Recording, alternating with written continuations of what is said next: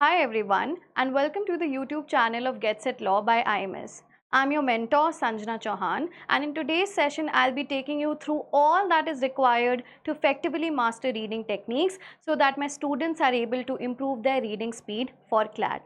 Now this session is useful for all students who've just begun their CLAT preparation and especially students who at this point of their journey feel that reading speed is still that aspect that needs to be improved upon from their end.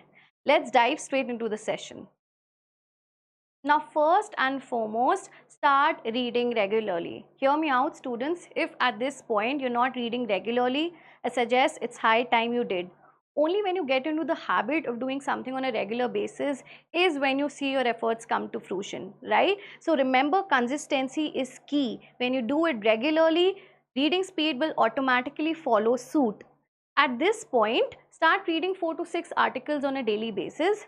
You can read articles from newspaper editorials, online websites, journals, etc. etc. Another very important thing is go for eclectic reading. What I mean by that is do not remain stuck on one particular genre of the passage.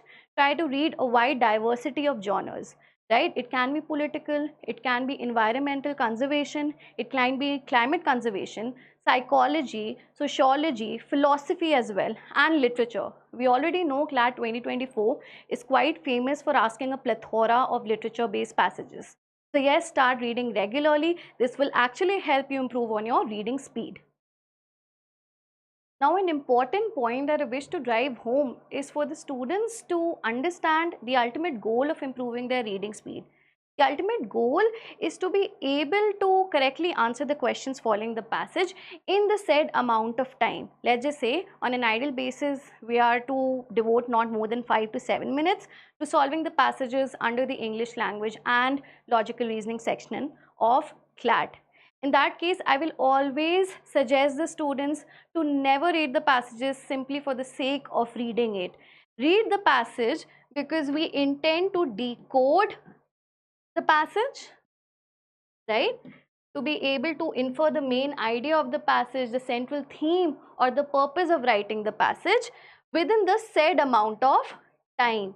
So these two goals are very important for the students to factor in. Try to understand the main idea of the passage. It's already known that in CLAT, main idea / inference / central theme and main purpose questions have a substantial weightage. Do not read the passage in a vacuum. Learn to read the passage in the context that is given. And for that also, an effective technique can be, let's just say a passage is divided into several paragraphs. For every single paragraph that you read, you can form your own one-liner summary and perhaps write it next to the paragraph. In this way, you will already have a very sequential map prepared and you'll be able to understand the passage very effectively. Now, quite often students will come across passages, the writing style or the genre of which they're absolutely not familiar with. In such cases, the students tend to feel intimidated by the passage, so much so that they actively decide to skip it or maybe solve it later. Now, for that also, I have an effective tip for you. Start skimming the passage. By skimming, I mean that you learn to focus on the introduction given in the passage. The purpose of the passage can be a lot of times derived from the introductory paragraph of the passage as well. And most important, do actively focus on the conclusion of the passage, right, or the manner in which the passage culminates.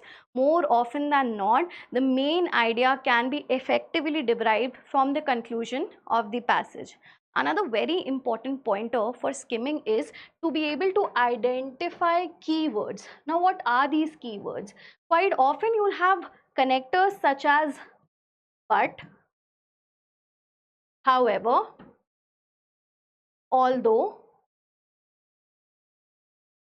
despite, etc. So the author uses these connectors to introduce a surprising or a contradictory fact in the passage, the presence of which is important for understanding the main idea of the passage, right? Apart from these keywords, you should also focus on the adjectives that are being used in the passage. What else? Students learn to skip redundant information. Redundant information is information that is repetitive in nature, the presence of which does not really impact our understanding of the passage. So once these factors are taken into consideration, you will be able to feel very comfortable with passages that otherwise feel very foreign to you. As has been already discussed, time management is very important, and therefore I suggest the students to start timing their reading sessions. For example, you can set a time limit of 30 minutes under which you should be able to read 4 to 5 articles. If this is done on a consistent basis, then your reading speed will automatically improve. Having said that, I will actually advise the students to be a little patient with this, because we cannot expect such changes to happen overnight. You have to be very consistent with it. Give it a good 1 month and reading speed will automatically improve. Another very important thing to be kept in mind is that CLAT consortium has prescribed a word limit of 450 words, which means passages are not worded beyond 450. They generally range from 250 to 350 at max. Having said that, about 5 to 6 passages can be effectively solved in under 30 minutes as far as CLAT standard is there, right? Keep in mind that sectionals actually help the students to learn the art of solving, let's just say 5 to 6 passages again within a set time of 35 to 40 minutes. So keep solving a lot of sectionals. They will actually help you manage your time effectively. It will go in tandem with improving your reading speed. Now, a habit that some of us as beginners in reading have is that we tend to sub-vocalize a lot while reading. Now, sub-vocalization is when we start to speak the words that we read in a very low, subdued voice, so that the sound of the words helps us to understand the message of the passage in a better manner. However, this strategy quite often can backfire. It can lead to a noisy environment and ultimately distracted reading at the end of the day. So you can always try to minimize sub-vocalization. An effective tip is for you to use your fingers and put it below the words that you're reading, right? This will anyway keep your focus on the passage intact. So yes, this is another very important pointer for the students to keep in mind, and ultimately remember that understanding the passage leads to correct answers, and start timing your reading sessions, right? So yes, that's it for the session. I hope it was helpful for a lot of you out there. If any one of you needs to reach out or connect to a mentor here at the Get Set Live Online team at IMS, we as a team are mentioned on every social media platform. Feel free to connect with us. And yes, that's it. Have a good day.